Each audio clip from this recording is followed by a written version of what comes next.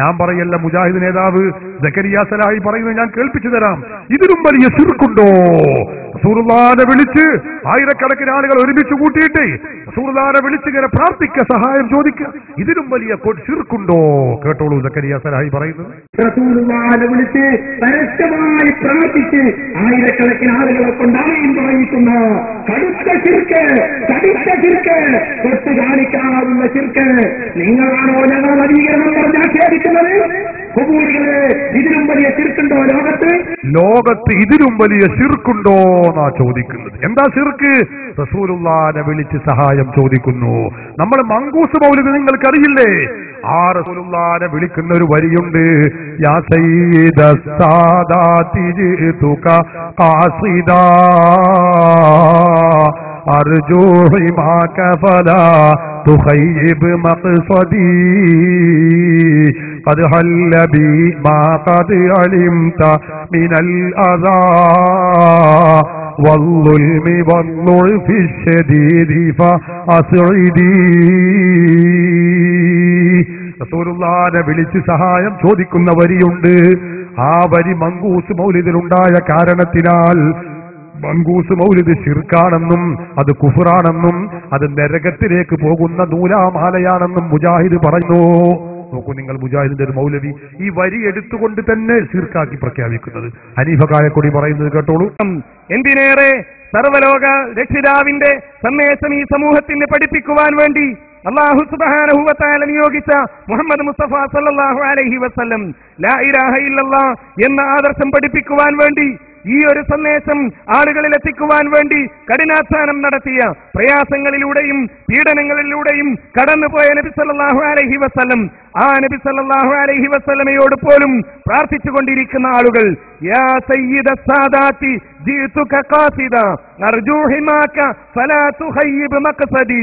കണ്ടോ, ഈ വരി പറഞ്ഞുകൊണ്ട് അത് ശിർക്കാകുന്നു എന്ന, അത് ചെയ്യുന്നവൻ, അത് ചൊല്ലുന്നവൻ മുശ്രിക്കാകുന്നു. നിങ്ങൾ ഓർക്കണം, മുജാഹിദുകൾ പറയുകയാണ്. എങ്കിൽ ഞാൻ പറഞ്ഞല്ലോ, ഇതിലേറെ പത്തരപ്പണത്തൂക്കം മുൻപന്തിൽ നിന്നുകൊണ്ട് മഹാനായ ഇമാമുൽ ആളം അബൂ ഹനീഫ തങ്ങള് അവർ ചൊല്ലുന്നതെന്താണ്? യാ സയ്യിദ സാദാതി ജിതുക ഖാസിദാ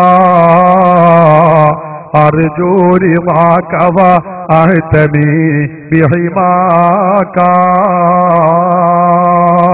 നബിയേ, അങ്ങയുടെ പൊരുത്തം എനിക്കുണ്ടാവണേ നബിയേ, അങ്ങയുടെ സംരക്ഷണ വലയം എനിക്കുണ്ടാവണേ നബിയേ. എന്നിട്ട് പറയുന്നു, അനതാമിഉം ഫിൽ ജൂദി മിൻക വലം യകുൻ ലി അബീ ഹനീഫത ഫിൽ അനാമി സിവാക. തങ്ങളുടെ ഔദാര്യം ഞാൻ കാക്ഷിക്കുന്നു നബിയേ. സൃഷ്ടികളിൽ നിന്ന് എനിക്ക് തുണയായി സഹായിയായി തങ്ങളല്ലാതെ മറ്റൊരാളുമില്ല നബിയേ. അബൂ ഹനീഫ ഇമാം റസൂലുള്ളാഹിനെ വിളിച്ച് സഹായം ചോദിക്കുന്നു. മുജാഹിദുകളുടെ ഭാഷയിൽ കൊടിയ ശിർക്കാണ്, ലോകത്തെ ഏറ്റവും വലിയ ശിർക്കാണ്. ഇതിലും വലിയ ശിർക്കുണ്ടോ എന്നാണ് മുജാഹിദ് ചോദിക്കുന്നതെങ്കിൽ, ഇത് ചൊല്ലിയ ഇമാമുൽ ആളം അബൂ ഹനീഫ മുശ്രിക്കായോ? അവർ ഖുർആൻ അറിയാത്തവരാണോ? മുജാഹിദുകൾ ദുർവ്യാഖ്യാനിക്കുന്ന ആയത്തുകൾ കാണാത്തവരാണോ ഇമാം അബൂ ഹനീഫ? ലക്ഷക്കണക്കായ ഹദീസ് പാണ്ഡിത്യമുള്ളവർ, ലോകത്ത് മുഴുവനും തൗഹീദിന്റെ പ്രഭ ചൊരുത്തിയിട്ടുള്ള ആളുകൾ, പ്രഭ ലോകത്ത് അറിയിച്ചു കൊടുത്തിട്ടുള്ള മഹാപണ്ഡിതൻ, തൗഹീദ് ജനങ്ങൾക്ക് പഠിപ്പിച്ച പണ്ഡിതൻ. നമുക്കറിയില്ലേ, ശിർക്കിൽ നിന്ന് സമുദായത്തെ രക്ഷിച്ച ഇമാമുൽ ആളം അബൂ ഹനീഫ മുശ്രിക്കായോ കാഫിറായോ? സഹോദരങ്ങളെ, എത്ര പണ്ഡിതന്മാർ, ഒന്നല്ല രണ്ടല്ല 100 പറയാൻ കഴിയും. എല്ലാവരും ആരംഭ റസൂലിനെ വിളിച്ച് സഹായം ചോദിച്ചവരാണ്, ചോദിക്കണമെന്ന് നിർദ്ദേശിച്ചവരാണ്, അതിനുവേണ്ടി കൽപ്പിച്ചവരാണ്. ഇൻഷാ അല്ലാഹ് അതിവിടെ ചോദ്യങ്ങൾ ഉണ്ടാകുമ്പോ ഞാൻ മറുപടികൾ പറയും എന്ന് ഓർമ്മപ്പെടുത്തി ആ ഭാഗം ഞാൻ അവസാനിപ്പിക്കുകയാണ്. അതുകൊണ്ട്